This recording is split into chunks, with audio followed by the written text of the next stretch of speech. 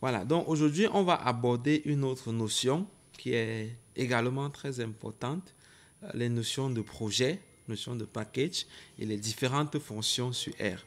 Et comme je l'ai dit depuis le début, il y a beaucoup de choses qu'on va voir sur le chemin. Vous n'allez peut-être pas voir tout de suite à quoi est-ce que ça va être utile, à quoi ça va servir. Mais en réalité, c'est comme les lettres de l'alphabet qui vous permettront après de pouvoir écrire des phrases. Donc tous ces éléments sont en réalité utiles et très importants dans le process de la gestion et de l'analyse des données qu'on a à faire en utilisant le logiciel R. Et le but global, je préfère toujours le rappeler qu'on soit bien focalisé sur ça, c'est que vous puissiez être capable de conduire une analyse statistique qui est correcte, mais surtout de produire un rapport d'analyse automatisé. Et tous les éléments qu'on fait vont justement vous permettre d'arriver à atteindre cet objectif-là. Et globalement, l'objectif numéro 1, c'était de pouvoir préparer l'environnement R et de pouvoir manipuler les principaux objets qu'on a sur R, notamment les vecteurs, les jeux de données. Et ça qu'on a déjà commencé à faire avec les modules qu'on a vus jusqu'à présent. Ensuite, il fallait pouvoir écrire et exécuter des scripts sur R en utilisant les éléments fondamentaux du langage de R. Et on a commencé à le voir la fois passée également avec la notion d'assignation, de fonction, de vecteur et tout ce qu'on peut imaginer là, qui sont les éléments du langage sur R. Et j'ai beaucoup insisté sur la façon d'attribuer les noms, en évitant les noms qui peuvent être des noms de fonctions, et surtout en se rassurant qu'on n'ait pas deux objets avec le même nom. Parce que sinon, ça va écraser l'autre et puis, ce n'est pas ce qu'on veut avoir. L'objectif numéro 3, donc, c'est de pouvoir explorer et traiter les jeux de données avec R. C'est ça qu'on va commencer à voir aujourd'hui avec les sessions qui vont suivre également. Comment est-ce qu'on importe un jeu de données sur R, quand je dis jeu de données sur une base de données qu'on peut avoir eu sur Excel ou à partir de CS Pro sur un masque de saisie qu'on a fait, et comment est-ce qu'on arrive à les traiter sur R en réalité. Puis on verra après comment on fait la visualisation et puis on verra d'autres méthodes de statistiques un peu plus avancées par la suite.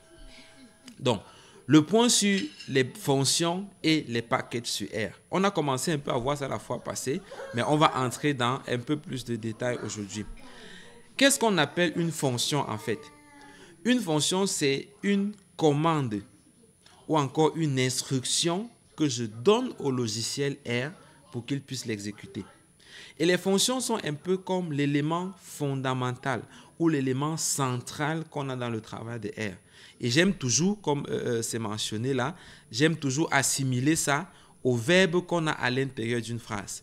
Parce que lorsque vous avez une phrase et que vous avez un verbe, en général, c'est ce verbe qui va être comme le moteur, comme le centre de votre phrase. Et on peut dire en quelque sorte que si vous faites une commande sur R ou si vous écrivez un script et qu'il n'y a pas de fonction, ben, ce serait un peu comme si vous avez fait une phrase sans qu'il y ait un verbe à l'intérieur. Et ce qui, évidemment, n'est pas la meilleure chose qu'on puisse avoir.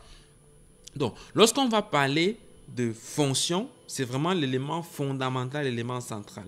Et en général, les fonctions vont prendre les arguments et qui sont entre parenthèses, tels que j'ai mentionné là. Donc, le plus souvent, quand on va écrire une fonction, on va mettre devant la fonction les parenthèses dans lesquelles on va donc mettre les différents arguments. Et la fonction va effectuer les actions que la fonction doit faire et va nous renvoyer une sortie. Donc, le plus souvent, quand on parle de fonction, on a les éléments d'entrée de la fonction qui sont les arguments, les choses que la fonction utilise pour travailler. Et on a la sortie qui est comme le output, qui est comme ce qui sort de la fonction et que je peux justement avoir comme résultat de mon travail ou etc. Il faut vraiment avoir à l'esprit le fait que quasiment tout ce qu'on fait sur R, c'est à partir des fonctions. Quasiment tout ce qu'on fait sur R.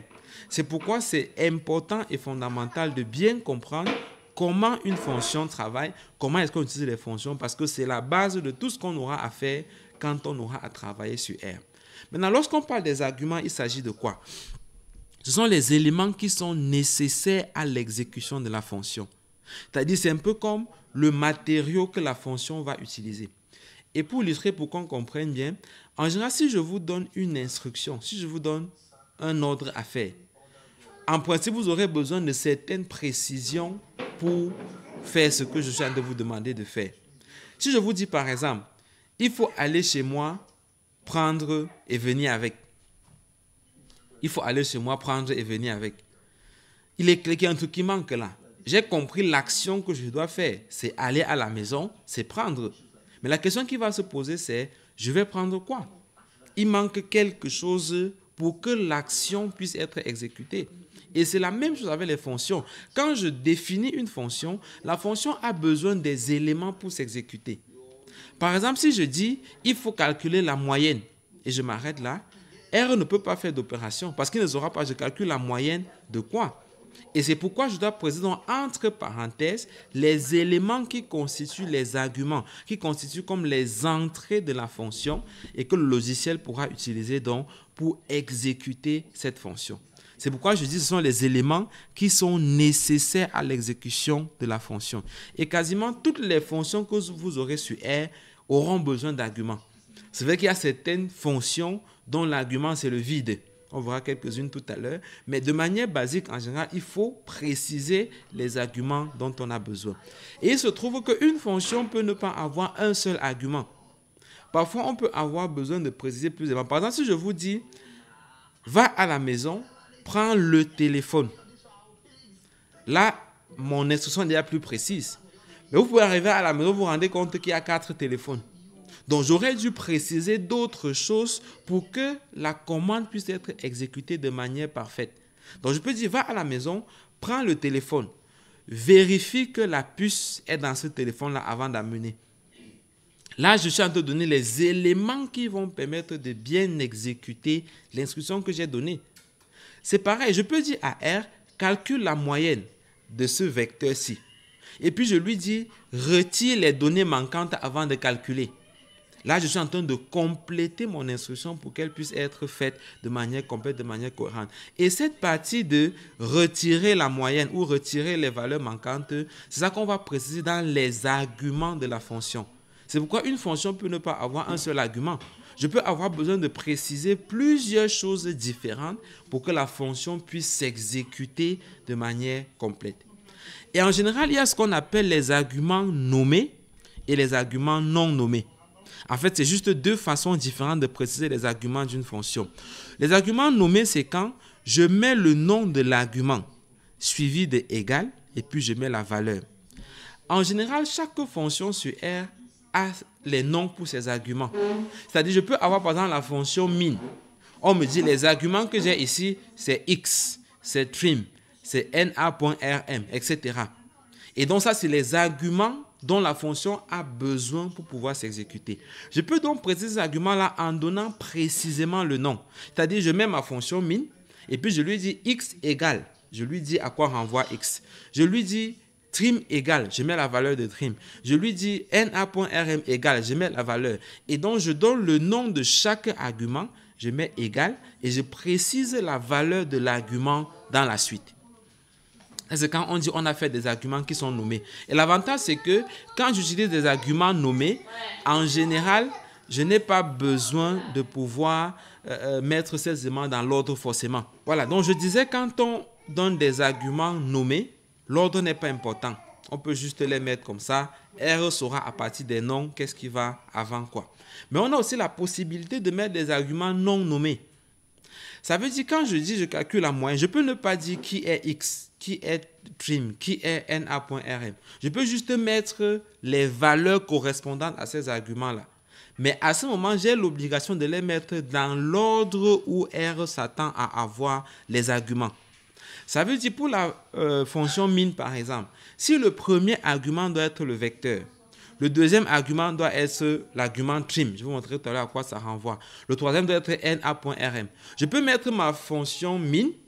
Je mets uniquement le vecteur en premier sans préciser que c'est le vecteur. Je mets uniquement la valeur de trim en deuxième, la valeur de na.rm en troisième, ainsi de suite. À partir du moment où je respecte l'ordre, je n'ai plus besoin de spécifier à quoi renvoie chaque élément que j'ai mis comme argument à ce moment-là. Et ça, c'est ce qu'on appelle les arguments non nommés. Donc, je mets juste les arguments sans préciser le nom de ces arguments-là. Et la dernière chose par les arguments, c'est que, en général, pour une fonction, il y a certains arguments qui sont obligatoires. Il y a d'autres arguments qui ne sont pas obligatoires parce qu'il y a une valeur par défaut. C'est-à-dire que même si vous ne précisez pas quelle est la valeur, R a déjà une valeur par défaut qui va occuper cette place-là. Donc, quand on ne précise pas, il prend ça comme valeur par défaut. Mais certains arguments, en général, sont obligatoires, tels que si vous ne donnez pas une valeur à ces arguments, la fonction ne s'exécute pas. En général, c'est des arguments qui sont fondamentaux, qui sont indispensables pour que la fonction puisse s'exécuter. Donc, ça, c'est vraiment important d'avoir ça à l'esprit lorsqu'on parle des arguments d'une fonction et des éléments qui vont là-dedans. Et ici, j'ai un exemple, la fonction min. Bon, là, j'ai juste affiché l'aide de la fonction min. Et je vous montrerai d'ici la fin comment est-ce qu'on affiche l'aide pour une fonction. Parce que c'est ça l'avantage qu'il y a avec R. C'est que même si tu ne sais pas comment on utilise une fonction, rien qu'avec le bouton d'aide de la fonction aide, tu as la possibilité de comprendre la fonction, à quoi elle sert, quels sont les arguments de cette fonction, à quoi renvoie chaque argument et même connaître quelles sont les valeurs par défaut des arguments qui ont une valeur par défaut. Exemple, ici on a la fonction min. Vous voyez, ça met la min et ça met entre crochets base pour dire une fonction de base. Et il donne la définition, c'est la moyenne arithmétique. Et la description, c'est que c'est une fonction générique qui permet de calculer la moyenne arithmétique. Donc, juste en ayant le fichier, je comprends déjà que ça, c'est une fonction qui, en réalité, va me permettre de calculer la moyenne arithmétique d'un vecteur. Voilà, ça, c'est la fonction min. Et en général, ici, il va vous mettre là la fonction elle-même min et puis les parenthèses, comme je disais. Et les arguments qui sont obligatoires vont être précisés ici. Et ceux qui sont facultatifs sont mis avec 3 points de suspension là. Et quand je reviens en bas, vous voyez, il y a min, il y a x, et puis il y a trim égale 0. Pardon. Et puis il y a na.rm égale false. En général, dans la fonction d'aide, les arguments où on a déjà mis une valeur ici comme ça veut dire que ce sont des arguments qui ont une valeur par défaut, qui sont en fait celles qui sont mentionnées là. Ça veut dire que si tu exécutes la fonction min, et tu ne précises pas c'est quoi la valeur de trim comme argument, c'est quoi la valeur de na.rm comme argument, la machine va considérer automatiquement que pour ta fonction min, l'argument trim a pour valeur 0, l'argument na.rm a pour valeur false automatiquement. Et quand il y a un argument dont on n'a pas mis de valeur par défaut comme x ici, ça veut dire que c'est un argument qui est obligatoire. C'est-à-dire que si vous ne précisez pas de valeur pour x, la fonction ne va pas s'exécuter automatiquement. Mais pour les autres, trim na.rm, quand il y a déjà égal, là, je suis dans la partie aide de cette fonction. Quand ça s'affiche comme ça veut en fait dire que pour ces autres arguments-là, même si je ne précise pas de valeur, ça va utiliser les valeurs par défaut qui sont celles-là. Mais tu as la possibilité aussi d'indiquer ce que tu veux dans cette valeur. Et on a ici en bas, vous voyez là, il y a argument et puis il y a l'explication de ce à quoi renvoie chacun des arguments. Premièrement, il y a x. Il nous dit x, c'est un objet R. Vous voyez, c'est ce que je disais au début, la notion d'objet. Un objet, c'est tout ce qu'on a dans son environnement de travail, de manière simple et basique comme ça. Et x ici représente un objet R. Ensuite, il dit, actuellement, il y a des méthodes pour les valeurs, les vecteurs numériques ou les vecteurs logiques ou les dates, etc. Et c'est un complexe de vecteurs qui peut, pour les vecteurs complexes, trim peut avoir une valeur 0 uniquement. En tout cas, R, c'est un objet R, donc ça veut dire que ça peut être un vecteur en général, puisqu'on veut la moyenne d'un vecteur, ou ça peut être une base de données, ça va pouvoir calculer la moyenne de plusieurs éléments dans cette base de données-là. Ensuite, on a l'argument trim, qui nous dit en fait, c'est une fraction des observations qu'on va retirer de chaque côté de x avant de calculer la moyenne. Et en fait, l'argument trim, c'est juste pour définir une proportion de réponses qu'on va retirer aux extrémités. Vous n'aurez probablement jamais besoin de ça, mais je suis pour qu'on comprenne un peu la notion d'argument et comment est-ce que ça peut s'utiliser de manière concrète. Comment est-ce qu'on peut comprendre ça dans le fichier d'aide qu'on a et de pouvoir travailler avec ça. Donc, la valeur de trim, on dit d'ailleurs c'est une fraction qui doit être comprise entre 0 et 0,5 et qui permet de définir la proportion des observations qu'on va retirer de chaque extrémité. Donc, si je mets par exemple trim égale 0,1, ça veut dire qu'il va retirer 10% des valeurs à gauche et 10% des valeurs à droite. Il va travailler uniquement la moyenne des 80% du milieu. Et ça peut permettre parfois de faire la moyenne sans tenir compte des valeurs extrêmes quand il y en a, pour ne prendre que les éléments du milieu qu'on a dans ce calcul-là. Et vous voyez que si la valeur par défaut c'est 0, ça veut dire qu'en fait par défaut ça ne retire aucune valeur quand ça calcule ma moyenne. Donc, ça retire 0% à gauche, 0% à droite. Donc, ça garde toutes mes valeurs. Et c'est pourquoi quand je fais la fonction min par défaut, sans spécifier la valeur de trim, il suppose que trim c'est 0. Et donc, ça calcule avec toutes les valeurs que j'ai dans mon vecteur. J'ai également notre argument ici qui est na.rm. Et il dit que c'est un vecteur logique. Quand on dit en général un argument logique, c'est-à-dire sa valeur va être soit true, soit false, automatiquement. Et ici, il dit, ça indique si les NA doivent être retirés avant le calcul ou pas. Donc, quand on a l'argument na.rm égale à true, ça veut dire calcule-moi la moyenne après avoir retiré. En fait, na.rm veut dire na remove. En d'autres termes, remove na. Donc, retire les na que tu as dans mon vecteur. En général, ça veut dire retire les na avant de calculer. Mais par défaut, la valeur c'est false. Ça veut dire que par défaut, ça calcule en incluant les na. Et c'est pourquoi s'il y a un na dans votre vecteur, vous lancez le calcul, il va vous dire qu'il y a une erreur. Parce qu'effectivement, on ne peut pas calculer de moyenne avec une donnée manquante. Ce n'est pas possible. Mais on peut retirer les données manquantes et pouvoir faire le calcul à partir de ça. Et donc ça, c'est les différents arguments qu'on peut avoir lorsqu'on est en train de travailler avec la fonction min. Et je vais prendre un exemple, du moins avec le fichier sur lequel on a commencé à travailler là, pour qu'on puisse voir comment ça s'applique avec les arguments nommés, les arguments non nommés, les NA comme je disais là. Ici, on a notre objet température qui est là. Je vais faire exprès de rajouter un NA à l'intérieur ici. Donc, comme ce n'était pas prévu au départ dans le calcul, du moins dans l'exercice, donc je retire là et je mets NA en majuscule et j'exécute cette ligne pour que ça garde ça avec un NA dans notre objet température qui est là avec un NA au milieu. Maintenant, si je refais la même chose qu'on a fait tout à l'heure, si je fais min en minuscule, température, et que j'exécute cette fonction, vous allez voir, il me dit NA. En fait, parce qu'il ne peut pas calculer avec un NA à l'intérieur. Et vous allez remarquer que quand je mets juste min et température, ce qu'il fait en fait, il considère que ce que j'ai mis, c'est le premier argument, qui est le X que j'ai ici. C'est pourquoi ça peut s'exécuter en supposant que les autres, c'est des valeurs par défaut, telles que j'ai eu à expliquer précédemment. Mais je peux donner les noms à mes arguments. Donc, je peux par exemple la mettre ici, na.rm, qui est un des arguments, égal, je mets true, parce que je veux qu'il retire les na dans son calcul. Je peux mettre par exemple ici, x égale température, parce que x c'est le vecteur que je vais utiliser. Et après, je peux mettre ici, trim égale 0.1, par exemple. Là, j'ai utilisé des arguments nommés. Donc, j'ai mis ma fonction NA avec les arguments en donnant les noms à chacun de ces arguments. C'est pourquoi je peux mettre dans l'ordre que je veux. Et puis, quand je vais exécuter la fonction, si je fais maintenant CTRL entrée, vous voyez qu'il me calcule la valeur de la moyenne, mais en ayant retiré 10% à gauche et 10% à droite, et en ayant retiré les NA, parce que j'ai mis l'argument na.rm égale true. Et j'aurais pu mettre juste mes arguments sans donner les noms, mais pourvu que ce soit dans l'ordre en fait. Donc, j'aurais pu mettre min, et puis je mets ici température, et puis je mets 0.1 pour le trim, et puis je mets true, par exemple. Là, quand je n'ai pas donné le nom, il sait que l'ordre va être exactement l'ordre des arguments tel qu'on s'attend à avoir pour la fonction min.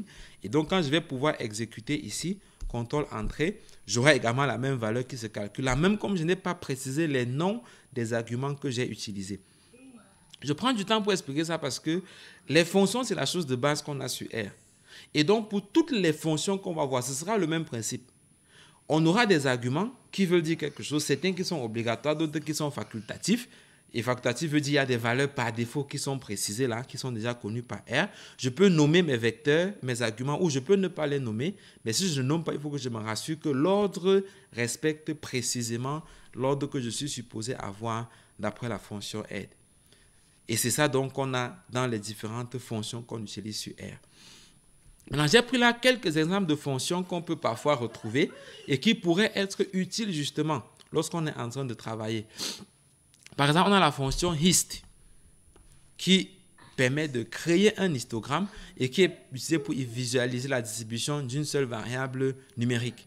Et je peux avoir d'autres arguments dans la fonction hist que je n'ai pas juste précisé ici. Mais en réalité, je peux avoir beaucoup d'autres arguments qui vont venir là. Et quand on va voir comment on regarde la fonction, et si vous vérifiez la fonction d'aide de cette fonction hist, vous allez voir qu'il y a beaucoup d'autres arguments qu'on peut préciser. Mais celui qui est obligatoire, c'est le vecteur numérique des données à représenter. Et si par exemple, je viens là, voilà, je mets ici hist. Bon, je vais mettre hist en minuscule. Je mets température. Notre fonction, notre vecteur température qu'on a là. Et puis j'exécute. Voilà. En principe, ça va s'exécuter et ça me met un histogramme ici en bas dans le bouton plot qu'on a ici.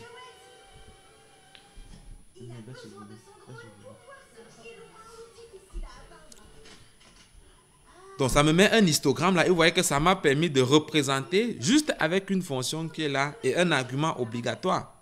Maintenant, il va de soi que si je n'avais pas précisé température, il ne pourrait pas exécuter parce que si j'ai fait l'histogramme sans préciser de quoi je veux qu'on fasse l'histogramme, il n'y aura rien qui va apparaître. Et ça me permet de préciser quelque chose que j'avais commencé à dire la fois passée. Quand vous regardez les différents onglets qu'on a dans notre cadran 3 ici, tel qu'on avait numéroté là, il y a l'environnement qui est là, qu'on a déjà eu à voir plusieurs fois. Il y a Files qui est là, qui est l'explorateur de fichiers. Et puis vous voyez qu'il y a Plot dans lequel le graphique est venu s'afficher automatiquement. Et donc, à chaque fois que je vais faire un graphique, ça va venir en fait s'afficher dans cet espace-ci. Et je peux faire un clic droit, et puis je copie comme image, et puis je vais coller quelque part. Ou je peux juste faire un clic droit, je prends Save as Image, et je vais pouvoir enregistrer quelque part comme un fichier image que je pourrais également utiliser. Mais bon, l'idée pour moi, c'est de vous montrer qu'on a par exemple cette fonction hist qui peut utiliser un argument et qui peut avoir un résultat qui est le graphique par exemple. Mais j'ai la possibilité aussi d'avoir d'autres arguments. Il y a par exemple l'argument xlab, il y a l'argument ylab qui sont en fait des éléments qui nous permettent de préciser le libellé de l'axe des z, des y, etc. Et ce sont ces autres arguments qui vont être utilisés pour que la fonction puisse s'exécuter complètement. J'ai par exemple une autre fonction ici qui peut avoir beaucoup d'autres choses à préciser. Par exemple, la fonction core qu'on a ici permet de calculer le coefficient de corrélation entre deux vecteurs numériques ou entre deux colonnes d'une matrice ou d'un data frame. Donc, si je veux par exemple la corrélation entre le sexe, entre l'âge et le poids, je veux le coefficient de corrélation. J'ai la fonction core, C-O-R, qui va m'aider à calculer ce coefficient de corrélation. Et là-dedans, j'aurai plusieurs arguments. Et à chaque fois, il y a toujours les éléments de ces arguments qui sont précisés. Ici, par exemple, j'ai X qui va être le premier vecteur numérique. J'ai Y qui va être le deuxième vecteur numérique. J'ai Use qui va me permettre de dire si je mets les données manquantes ou pas, avec les options Everything, All Observation, Complete Observation, etc. J'ai Method qui est l'argument qui permet de dire quel est le type de corrélation que je veux. Est-ce que c'est Pearson, est-ce que c'est Kendall, est-ce que c'est Spearman, etc. Et donc, en fait, je peux, dans la fonction core, avec les différents arguments qui vont se présenter, définir l'ensemble des choses dont j'ai besoin. Et ce n'est pas la peine de commencer à vouloir retenir tout ça forcément. Parce que quand je vais regarder la fonction, quand je vais regarder l'aide de la fonction COR, en général, dans l'aide, on va m'indiquer à quoi renvoie chaque argument, quelles sont les réponses possibles de ces arguments-là et à quoi renvoient ces différentes réponses. Et en général, la fonction aide est suffisamment explicite et le plus souvent, il y a toujours un exemple en bas. Je vous montrerai ça tout à l'heure, qui vous montre comment est-ce qu'on applique cette fonction-là. Et personnellement, j'utilise beaucoup la fonction aide quand je travaille. Parce que ce n'est pas logique de penser que quelqu'un peut retenir toutes ces infos. Ce n'est pas possible. Mais au moins, avec la fonction aide qui est disponible, je peux à chaque fois aller regarder. Mais je voulais vraiment que vous compreniez la notion de fonction, des arguments, du fait qu'on peut avoir plusieurs arguments selon la fonction qu'on utilise qui renvoient en fait aux spécifications dont on a besoin pour que la fonction puisse s'exécuter de manière convenable. Voilà. Maintenant, on va parler de la notion de package ou extension. C'est quoi un package? En fait, un package, c'est un ensemble de fonctions, de données et de documents qui sont orientés vers un type de tâche. Donc, quand on parle d'un package ou d'une extension, c'est en fait plusieurs fonctions qu'on a créées et qu'on a mis ensemble dans un bloc qu'on va appeler un package ou une extension. Et à quoi ça sert? Ça permet d'étendre en fait les fonctions de base qu'on a sur R. Parce que vous vous dites bien que R ne peut pas avoir à la base toutes les fonctions mathématiques qui existent. Parce qu'en économie, il y a des fonctions d'économétrie. En médecine, il y a des fonctions de statistique médicale. Dans le domaine, je ne sais pas, de l'agriculture, ils ont leur méthode là-bas. En biochimie, en biologie moléculaire, il y a des fonctions qui sont spécifiques au traitement des données de l'ADN, etc. Et c'est des dizaines, des centaines de fonctions. Et c'est pourquoi quand on installe R, en général, ça vient juste avec les fonctions de base qui sont déjà installées et incorporées, comme la fonction min, la fonction C pour concaténer, la fonction médiane, etc. Mais lorsqu'on a besoin de faire d'autres tâches que R à la base ne peut pas faire, il faut rajouter ces fonctions. Et pour les rajouter, on va les rajouter grâce à ce qu'on appelle un package ou une extension, qui est en fait comme un logiciel qu'on installe, ou comme un plug-in, ou comme un add-on qu'on fait souvent, soit sur les logiciels Word ou sur les navigateurs, etc. Et qui permet d'apporter dans mon R d'autres fonctions qui ne sont pas déjà là dans le R de base que je suis en train d'utiliser. Et c'est justement un moyen de pouvoir étendre les capacités de R au-delà de ce qu'on a à la base, au-delà des fonctions de base qui sont là, de pouvoir en rajouter. Et la plupart du temps, les packages, c'est un groupe de fonctions qui font presque la même chose. Pardon. Désolé. Ça veut dire que vous aurez parfois des packages qui sont orientés vers le traitement des bases de données. Dans ce package, vous aurez des fonctions pour supprimer les individus, supprimer les variables, racoler les variables, ainsi de suite. Vous aurez certains packages qui sont orientés vers les graphiques. Et dans ces packages, vous aurez des fonctions pour faire les histogrammes, les nuages de points et tous les types de graphiques qu'on peut imaginer.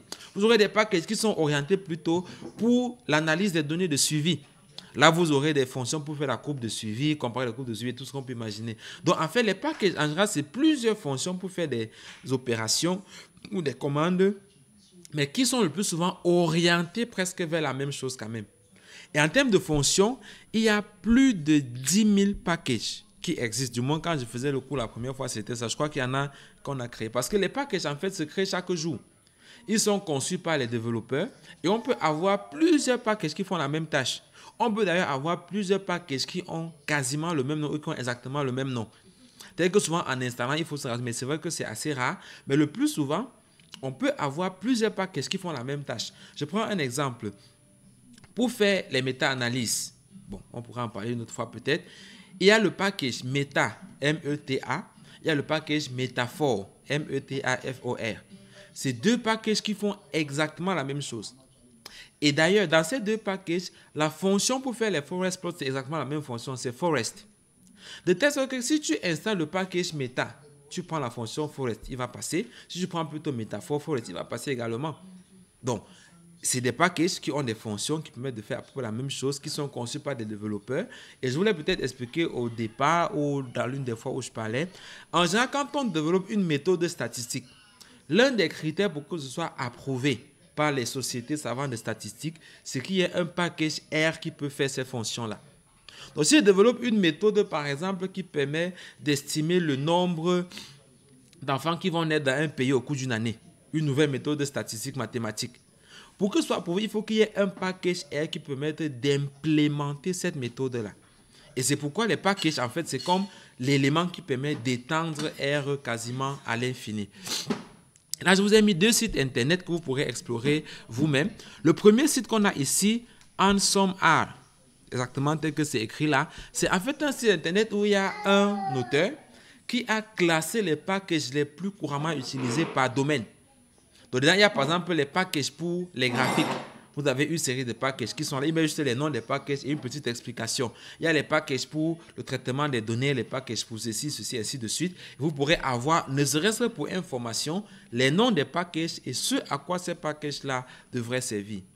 Également, le site cranrproject.org, qui veut dire Comprehensive R Archive Network, c'est ça le CRAN. Ça, c'est le site de base sur lequel tous les packages de R qui sont approuvés sont stockés. C'est un peu comme le Play Store de Google en fait, le cranrproject.org là.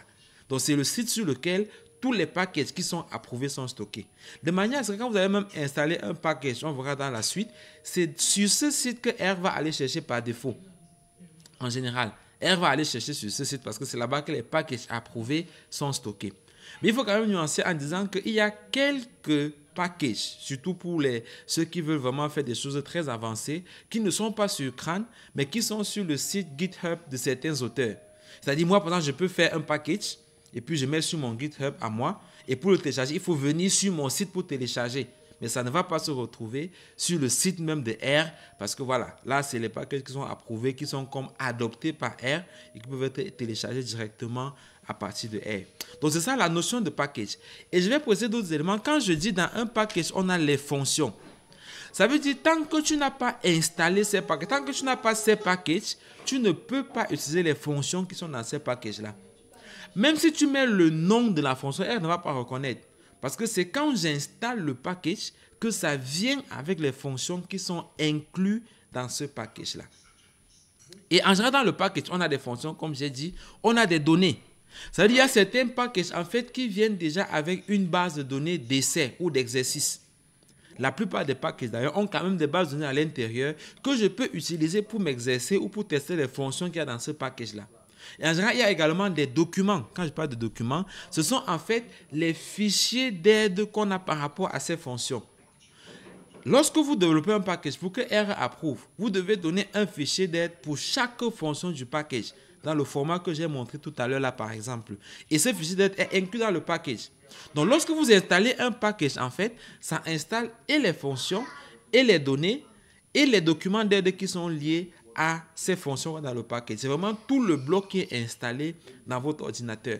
Et vous comprenez qu'évidemment, si je veux avoir l'aide d'une fonction qui est dans un package que je n'ai pas installé, je ne pourrais pas avoir l'aide de cette fonction-là.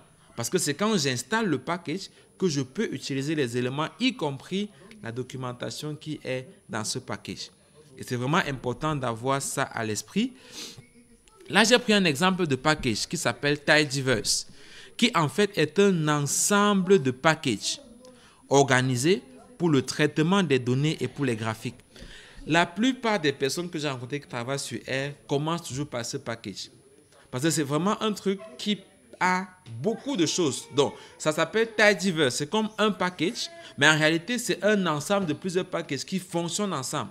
Que quand j'installe Tidyverse, automatiquement, ça va installer tous les autres packages qui vont avec. Et c'est ça la liste donc que j'ai ici. Il y a ggplot2, qui est le logiciel qui permet de faire les graphiques. Il y a dplyr, DPLYR, qui est le package, pardon, pas le logiciel, le package qui permet d'assurer la manipulation des données. Ça veut dire de créer des nouvelles variables, de créer de nouvelles colonnes, de supprimer des individus, etc. C'est dans le package dplyr.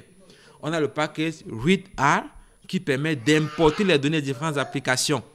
Avec le package readr, on va importer les données de SPSS, de Stata, de Excel et tout ce qu'on peut imaginer.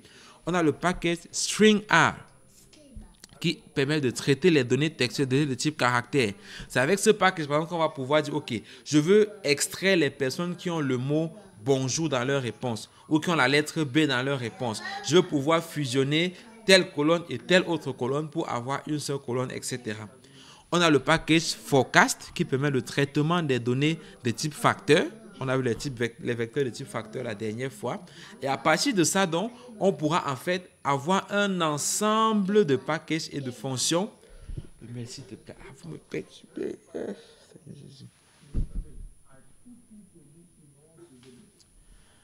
À partir de ces différents packages, donc, on aura un ensemble de fonctions qui vont nous permettre d'exécuter les opérations que je suis en train d'écrire là.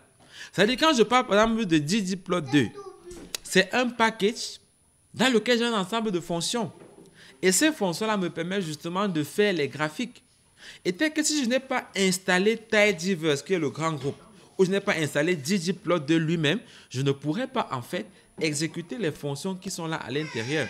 Et c'est pourquoi l'un des premiers packages qu'on va souvent installer, c'est Tidyverse, parce que c'est celui qui va nous permettre justement de pouvoir avoir ces différentes fonctions et de pouvoir travailler avec les différents packages que j'ai mentionnés là. Donc, vous aurez d'ailleurs comme exercice de pouvoir installer ce package. Je vous montrerai comment est-ce qu'on arrive à faire cela. Comment donc est-ce qu'on installe un package? Très important. Le package, il y a deux opérations qu'il faut vraiment bien distinguer de manière claire. Ne pas surtout confondre. Il y a la première opération qui est le fait d'installer le package. Il y a la deuxième opération qui est le fait de pouvoir charger le package en mémoire. Je prends une illustration pour que vous compreniez un peu à quoi est-ce que ça renvoie précisément.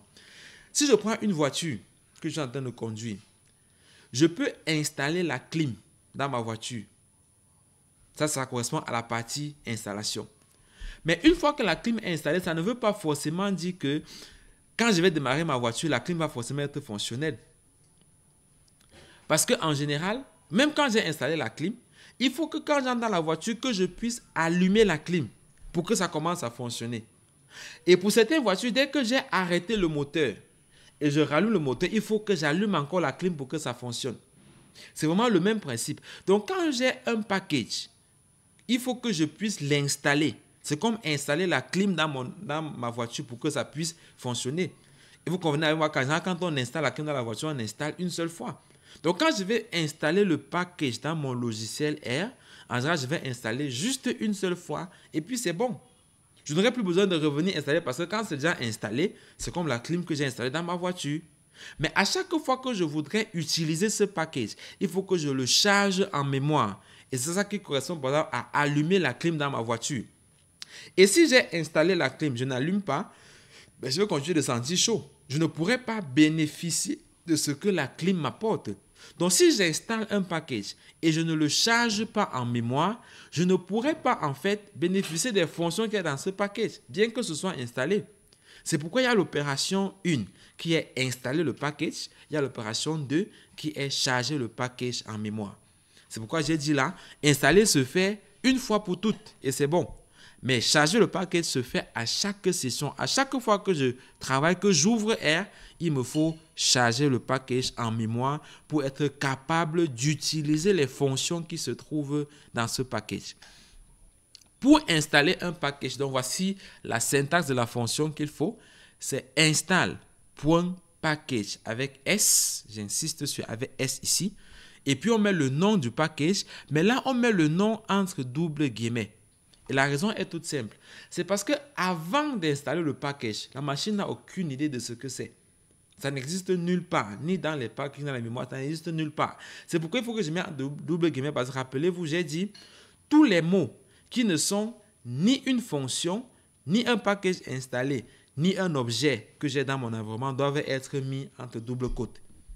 À moins que ce soit une fonction ou ses arguments, à moins que ce soit un objet dans mon environnement, à moins que ce soit un package qui est déjà installé, il faut que ce soit entre double quotes. C'est pourquoi au moment d'installer les packages, en général, je vais mettre install.package avec S. Et comme c'est une fonction, je vois la parenthèse, je mets les doubles guillemets et je mets le nom du package à cet endroit-là. Vous avez deux exemples ici. Ça, c'est pour installer le package dplyr, dplyr. Donc, je mets install.package et puis je mets ceci. Ou à défaut, je peux mettre pour tidyverse, ça c'est les doubles guillemets qu'il fallait mettre ici, tidyverse pour pouvoir installer ce package.